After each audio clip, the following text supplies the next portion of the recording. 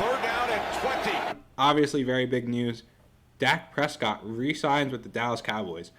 I know I, for one, have been skeptical about that. I always thought the Cowboys were going to find a way to screw it up.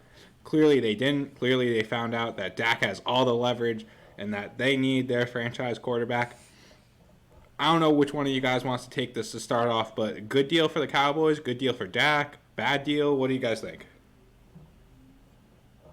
I'll grab it, sure. You can go ahead, Jake. Sure. I mean, I think it's a great deal for both sides. I think the Cowboys really recognize the value that Dak Prescott brings to their team, just having to have, the likes of Gucci Danucci be the backup quarterback here. Put some respect on its name. Even Andy Dalton, who filled in admirably, but Excuse me? I can't speak. I can't speak. It's not my fault.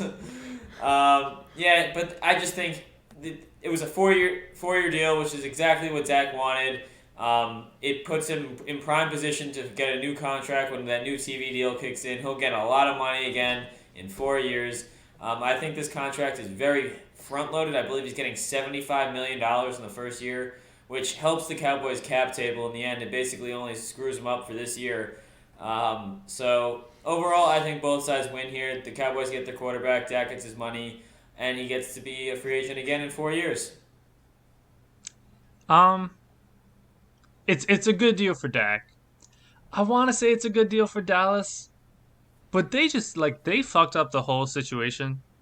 Going back the last two off seasons, do you know how much cheaper they could have had him if they did what everyone knew they should have done last off season?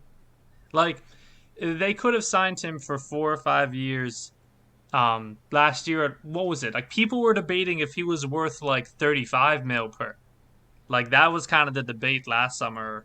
And then 2 summers ago, it was even earlier, maybe 33 or even lower. It could have been 33. And I think they kind of waited it out too long to the point where now they don't really have a choice but to pay him that 42 per, or no, it's 40 million per on his contract. And I don't know, it's a good deal now, just considering what the market is, because Deshaun Watson got a similar offer. But if they just did what they were supposed to last summer, they could have saved a decent amount of money. That's why I say, I don't know if I can, say it's great for the Cowboys. It's good for Dak, though. He deserves it for everything he's done. But I don't know. I think Jerry Jones kind of messed it up with waiting too long. Yeah, I mean, they could have had him for so much cheaper. So in that regard, but they do still have their franchise quarterback, and once you have your franchise quarterback, you should never let that player go. Which is why I believe the Texans shouldn't trade Watson, even if Watson wants to sit the whole year.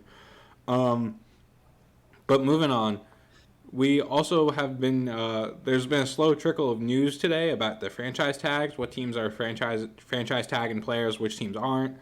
The 2 big players that are of fancy note that received the franchise tag were Chris Godwin and Allen Robinson.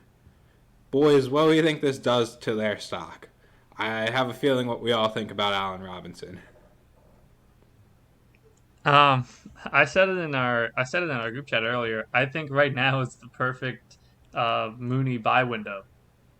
I think everyone was kind of expecting Allen Robinson to leave, and it might be a tag and trade. They might keep him, but I think we're all really high on Darnell Mooney. I think now is the chance to kind of buy him at a discounted price if the owner sees that Allen Robinson news, and it's kind of a little we're not down on him, but not as high on him.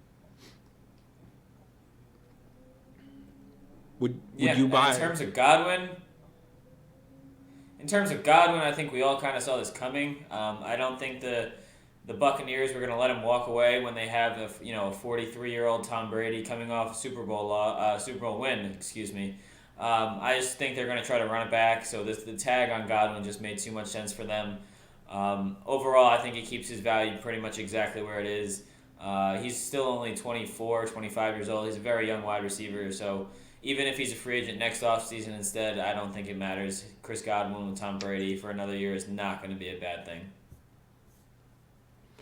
One thing I will say is that, dude, I actually kind of like this for Allen Robinson. I know that's going to come off as a weird take, I think a lot of Allen Robinson owners wanted him to leave, but dude, I think that it's going to be tough for the Bears to have a worse quarterback situation than they did last year. If they somehow screw that up again, like, oh my god, like, there's just no fathomable way that a team with that much talent on their roster and a team that their GM and head coach have both known and admitted that their quarterback has just been such an issue that they failed to somehow actually address that instead of being like, oh yeah, we'll trade some bullcrap for Nick Foles or this, that, or the other. Like, we finally are hearing they're in the news for Russell Wilson possibly making that move. I wouldn't be surprised if they're a team that tries to trade up in the draft and just throw a haul for one of these really talented quarterbacks. It's just, Allen Robinson's proven he can play in Chicago. I mean, he's proven he can play basically with any quarterback anywhere, but man, I actually kind of like it for him. I think that it's a nice little safe play for Allen Robinson, and if you're someone that likes his talent, I think he's a good buy. Like, you're just not going to get a wide receiver one for his type of price tag very often. I completely agree, Frank. I just think Allen Robinson consistently is one of the most slept-on, consistent wide receiver ones in all of fantasy football. He's 27. He's right in his prime. And, this is probably a good buy low because all the Allen Robinson owners, like you said, are probably upset that the Bears tagged him. And they probably are like, well, he's going to be on the Bears again with a bad quarterback. Might as well trade him and get something for him. But I think he's going to consistently be another wide receiver one again this coming season. Yeah, you What two. draft pick you think it takes to get him right now? Ooh, Late first, pick 109. he's got to cost more. I than think a I league. think a Mid-first. little bit higher than that. Yeah. Yeah, I'd say mid-first. Like 105. That's when you start to get pushing it because then so we're talking super flex, so that's around Jamar Chase levels, and it's like, would I rather have Jamar Chase or Allen Robinson? And it's you've got the proven commodity in Allen Robinson, but you've got the young and kind of flashy player in Jamar Chase. So that's where I start to question it. So yeah, right around 105, 106 is probably where I'd give up. But honestly, if you're an Allen Robinson owner, like, are you giving him up for that, like, just that singular draft pick? I feel like you're holding. 105, I'm definitely thinking about it, dude. Like, If I'm not a 105 contender, I'm thinking about 105. Yeah, if I'm a contender still, like 105, I don't think Jamar Chase will be on the board in most drafts by then. I think that Jamar Chase is going to kind of firmly cement himself as a top 4 pick. But still, that could be a very solid quarterback. That could be, at least in my opinion, I'm a fan of Devontae Smith, and I think he's just as good, if not better, than Jamar Chase, so that could be him. We'll get into the running back prospects, but there's a couple running back prospects that'll be on the board there. Kyle Pitts, if you fancy a tight end. I think there's plenty of options that if you wanted to sell him, I think that's more than a fair price. I guess if I'm a Robinson owner, though, assuming that I'm a contender, I'm holding on to him. Like, even if I'm a fringe contender, like, it's hard to find someone with such high production who does it kind of year in and year out like Allen Robinson does. All right, we touched on Godwin. My one last point on these guys is what we think about the secondary receivers going forward. You've got Antonio Brown. Is he re-signing with the Bucs? Then you've got the likes of Tyler Johnson, Scotty Miller. Why can't I remember the other guy's name? Justin Watson.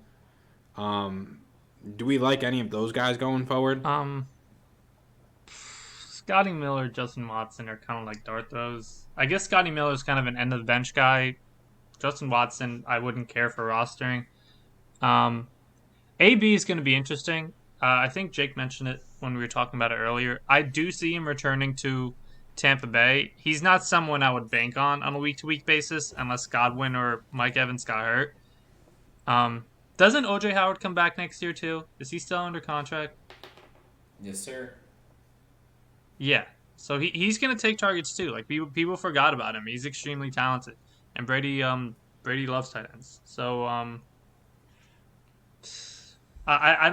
not banking on any of those guys. AB could be a nice fill-in play, but everyone else, I'll tell you what. You want to know who's upset is the Anthony Miller owners. I think that the Anthony Miller owners are just Yeah. clenched fists like, fuck you, Bears. This is our time to finally have Anthony Miller produce, and now you're bringing back the number one. We got Darnell Mooney, who Matt Nagy was just on the on a press conference or an interview the other day, gassing up. Like, I think that the Anthony Miller owners are the big losers of the franchise tags right now. Yeah, it might be time to call them a no for the Miller Hawks. R.I.P. Anthony Miller. To be fair, if you're banking on Anthony Miller doing some stuff for your fantasy team, you probably were in bad shape anyway. So it's like, it's kind of a wash when it comes to that. All right, but those were the guys who got tagged. Not too many offensive players got the tag. We did have a few guys that did not get tagged, though. So if we want to stick with wide receivers real quick, the one guy that didn't get tagged at wide receiver is Kenny Galladay. Lounis, you're a Kenny Galladay owner. What are we thinking about Kenny Galladay in the future? Get him the fuck out of Detroit. I'm happy that he's gonna be out of there. Obviously, it depends on where he ends up, but from what I've seen about his price, and I think Allen Robinson being out of the market now, and Chris Godwin actually helps his chances at getting a bigger deal because he's now the wide receiver one in free agency, kind of undisputed. Like before, you can mention Allen Robinson's more talented. You could debate him or Chris Godwin because Chris Godwin's younger. I think now he's kind of the undisputed one, and I think he's gonna get a huge contract.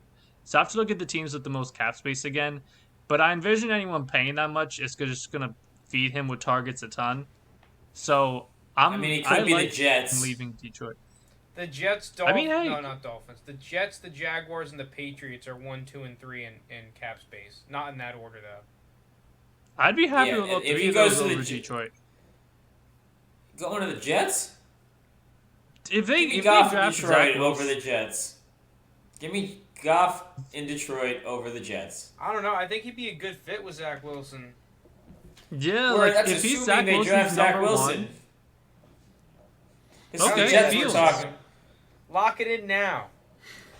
Could easily be Sam Darnold. I mean, I guess if it's Sam Darnold, then it's debatable between him and Goff. That's a Kobe. They're not sticking with freaking Darnold. But they're not going to stick with Darnold. Their GM just says, "Oh yeah, we're listening to calls for him now." Like that's about as obvious as they're going to make it, without straight up saying, "Yeah, he's out of here." So, I like that situation with either Fields or Wilson, whoever they draft, or if somehow they get Deshaun Watson, but I'm not really expecting that. I like both those situations over his Detroit point, and I think the rookie quarterback is just going to look to their number one receiver a ton and just force feed him targets. So I would like any of those three fits over the current situation in Detroit. All right. Quick predictions. Everyone just yell out a team real quick. Where's Kenny Galladay signing? We'll start with you, Lounis. You are the owner. I think the Giants throw him the bag. Giants. Jake, you're a Giants fan. What do you think? I do think the Giants throw him the bag. Oh. Jets. Frank says the Jets. I don't want to be with consensus, but I do feel like this is a team that the Giants, they're a team that definitely would go and try and make that big free agent splash in the market because, with New York and everything, you kind of do have to stay in the headlines. It's not even that. They truly need someone like Kenny Galladay. They have, Shepard and Slayton who are nice receivers, but they're not the, star number one guy. They're not the guy that commands the double team when healthy. Like, they have Saquon and Daniel Jones on rookie contracts. Go out and get a big-time wide receiver. Help them out. Like, it just makes sense. Their offense has been too bad to have a top 10 rookie draft pick at quarterback and running back, and this offense still stinks. They have to go out and make a splash on this offense. Yeah, I agree that the Giants really should go out and try and get Kenny Galladay. I'm not too sure what Kenny Galladay wants to do, where he wants to go. My question to you guys though is then say he does sign with the Giants, or even just a team like the Giants, where you have an average to below average quarterback. are we fading Kenny Galladay at the price, or are we trying to go out and buy him? Like, what are we doing with Kenny Galladay? Bye. If he goes to the Giants, Yeah. Or a similar team. I don't think his value is less there than it was in Detroit. Good point. Well, Like is Daniel Jones again, I think equal to Matthew Stafford as far as... No. Well, I mean, I'm saying Detroit knowing that Stafford's gone. Gotcha. Okay. Like if Stafford was still there, it'd be different. I'd prefer Detroit. But and I don't know how the new coaching staff is going to be. I will say to what you said earlier, I love this quote. Dave Gettleman on if the Giants need to capitalize on the window where Daniel Jones is on his rookie deal. I'm not a window theory guy. That's his quote. That's literally Dave Gettleman in a nutshell. We actually were talking before the podcast too, to go on like a quick side tangent. They also have to decide kind of soon about Saquon Barkley if they're going to exercise his 5th-year option, and that's something that no one's really talking about right now. Saquon Barkley could be on another team in the coming years. What I think is interesting, because isn't that 5th-year option, Jake, you said around 12 mil? Yeah, it's about 12 mil, depending on how he plays this year. It could go down to around the 10 mil range, but it looks like it's going to be closer to 12. What I could see them doing if they want like that 5th year without paying that, I'm pretty sure the franchise tag is 8 or 9 mil for running backs, so they can franchise tag him instead of implementing that 5th year rookie deal option, which would save them around like 3 mil. So I don't know. That's an option I could see. Yeah, but that's something that doesn't feel good if you're Saquon Barkley. It's not a relationship builder if you really did want to keep him around. It's not something you would do. You would definitely just pick up the 5th-year option and say, eat the 3 mil and just say, well, he's our star player. That's what it is. Yeah. No, it's definitely very. Well, speaking of running backs, real quick, we got a couple more players for our news and notes. We had Aaron Jones and Chris Carson, the Packers and the Seahawks deciding not to apply a franchise tag to either of these players.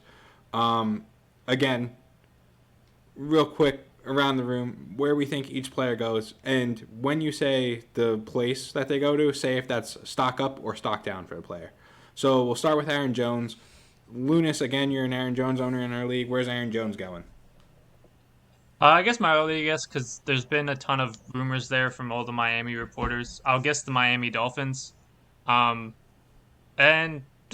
tough. I'm not going to say stock up, but it's kind of even, because it off balances. He's going to get less touchdowns than he would in Green Bay, but I think if Miami's signing him to a decently big contract, he's going to get more touches than he did in Green Bay. So I'll say steady in terms of value. Jake, how about you? Atlanta Falcons, stock slightly down. Ooh. Frank? Man, I have no idea, to be honest. I'll go with the Dolphins. And stock down. Down on the Dolphins. All right. I'm of the belief that the Packers and him will end up still working out a deal. So I think he'll stay with the Packers. With what money? Teams find a way to... What money do the Rams have? What money do the Saints have? Teams find a way to get the players that they want. That being said, I feel like that just inherently means stock kind of down, because you do have to anticipate A.J. Dillon probably will still be getting more touches. Not to mention Jamal Williams is also there. All right, Chris Carson. I guess I'll go first with Chris Carson. I feel like he's a player that will also end up... I know one of you, I think it was Jake, said Aaron Jones to the Falcons. I feel like Chris Carson's a guy that I could see on the Falcons. And again, running backs on another team, I just feel like is mostly always stock down for me. So I'm going to say Chris Carson, Falcons, stock down. Jake, you want to go for this one? I'm going to say he's back in Seattle on like a small money deal here. Stock stays the same. Lounis, how about you? I'm going to say a take that hasn't been said much, because I think they're going to add a back. I don't know if it's going to be through the draft or free agency, but I'll say Jacksonville. Ooh. I don't think Urban Meyer wants James Robinson just to have I forgot what was the percentage last season, but it was a ridiculously high amount of the running back touches. I think he's going to bring another guy in. I don't know if it's going to be later round draft pick or someone cheap on free agency, but I could see it being Carson, because I don't think he's going to take a lot of money to get. And lastly, Frank. I could see the Falcons. I actually think he's going to get a little bit more cash than people expect. So it's going to be. Listen, I haven't really looked into the RB needy teams too much, but I'll go Falcons or Cardinals. Right. Cardinals is another. And stock up, by the way. Stay in the division. That's a ballsy move. The Cardinals are going to add a back somewhere. I think they will, but I think it'll be through the draft. Now, last thing on these players before we move on to our last two guys in the news and notes. Are there any players on these teams that like now you're buying? Like, do you feel like you still have an opportunity to buy A.J. Dillon because Aaron Jones is leaving? Or is this the time to now sell A.J. Dillon? I think the sneaky buy is Jamal Williams. Because I think he's going to get a lot of those receiving. Like, whenever Aaron Jones was out this year, even though A.J. Dillon would get more touches, all the receiving work would go to Jamal Williams, who would always have a good fantasy game whenever Jones was out. So I think he's the sneaky buy, even though everyone's talking about A.J. Dillon. I think A.J. Dillon might be the sell. Sell on the hype of A.J. Dillon. Could be. Because, I mean, I don't know what you guys see in A.J. Dillon. I watched, he has very limited NFL tape because Aaron Jones did have most of the carries. His main game coming against the Titans, and that game was just like, if you guys watched the Titans defense, it was like they just didn't know how to play in the snow. It was kind of crazy. And it was just like the Packers had them like 10 yards downfield, and A.J. Dillon really didn't need to do much. So it wasn't just in the snow. They really didn't know how to play defense for about half of it. To be fair, most of the AFC South did not know how to play defense, with the exception of the Colts. So in terms of Chris Carson, what do you guys think happens if he were to leave Seattle? Do you think the Seahawks go out and add it back? And do you think it would be in free agency, or do you think it would be in the draft? And if in the draft, do you think they go early running back, or round 3+ is? I'm just gonna say pay attention to whoever they draft. Which I think they're gonna draft it back, and it's probably gonna be in the 5th or 6th round. And whoever it is, pay a lot of attention to them. That is kind of how it works. It's just a weird situation, right? Because you've got Rashad Penny returning from injury, who up until now hasn't been able to get it really going.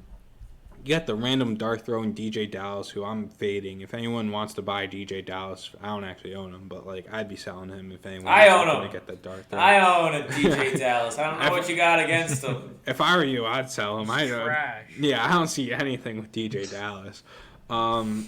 Who's even left on the He's sitting on my taxi squad. Or who was the last guy? I see the Seahawks ending up with a running back around 3, like a Carter or a Gainwell, maybe a Sermon. Was Carlos if Hyde that's there the case, last season? Carlos Hyde.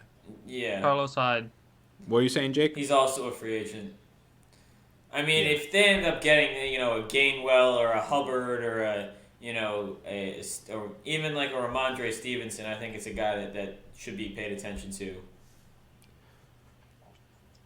I could see Trey Sermon. I think it depends on the board, though. I think they just signed Alex Collins. I think that they've tried to set them up in a position to where they only go running back if they like the guy on the board, and they can kind of chill if they don't like the way the board's falling. Because if they keep on to Russ, they obviously need to add offensive line, and with the amount of tackles in this draft class, that should be their number one priority. They don't have a first-round pick, though. Yeah. Thanks to Jamal Adams. Yeah, but you got plenty of other picks. I feel like whatever happens with the Seahawks, I'm just not buying into it. I'm not willing to, because you likely are going to have to pay up just because Seattle running back. But in my opinion, they're just not going to amount to much fantasy relevancy. I think it'll be a very crowded backfield and it won't be worth it. All right, last two guys, news and notes. Some tight ends, kind of those mid-tier guys. Jonnu Smith and Hunter Henry. Neither one is getting the franchise tag. Where we think they're ending up, are you buying any of the players on their team in the tight end position? We'll start with Jonnu Smith and the Titans. Jake, where do you think Jonnu's... Let me start. Go ahead, Frank. I got this. Are we buying exactly where both of these guys Frank's are calling the ice up. Ooh, where are they going? I know going? exactly where. And it's a place I like to refer to as the Wasteland. Oh, no. They're going straight into the tight end wasteland I am fading both of these jags of tight ends. Jags. They will not be on my fantasy football team. I'm fading them both. They are wastelands. They're in free Jag agency is a for a serious reason because their threat. team didn't want them. Whew. I mean, tight ends are just expensive when you're trying Oof. to pay. Like, if you were to apply a franchise tag to those guys, it'd be kind of expensive for what they are. That's cold. Yeah, too expensive for a wasteland player. I don't, like, do you guys know where they're going to end up? Like, I know the Patriots get thrown around. One all of the them's time. going to end up in New England. I just don't see it. That's what I was going to get to. Like, I don't see either of these guys ending up on New England. And if they do, I'd agree with Frank where I am throwing them in the wasteland if they end up in New England. Like, I don't see them being productive in New England. I think the best thing that would happen is they actually just swap teams and you put Jonnu Smith on the Chargers and Hunter Henry on the Titans. I honestly think that that'd be the best for their value if you just have Send one to teams. Seattle. I'm trying to think Maybe. who could sign a tight end. Ryan Send one- Pace started the season last year with like 8 or 9 tight ends on the roster, so he might try and go sign another one for the Bears. They're looking a little thin there right now. I think one of the best Yeah, places they could go is Seattle. They really didn't have a tight end last year. Greg Olsen was pretty washed.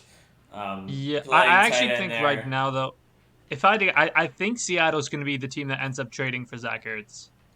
Oh, I think it's Because it's Colts. only going to take like a 5th or a 6th. I think that's the Colts. I mean, it could be The Colts, It could be Dallas, the in my Seahawks and the opinion. Colts I are think the it two could be teams Dallas. Dallas wouldn't be a bad. Philly's not trading him to Dallas.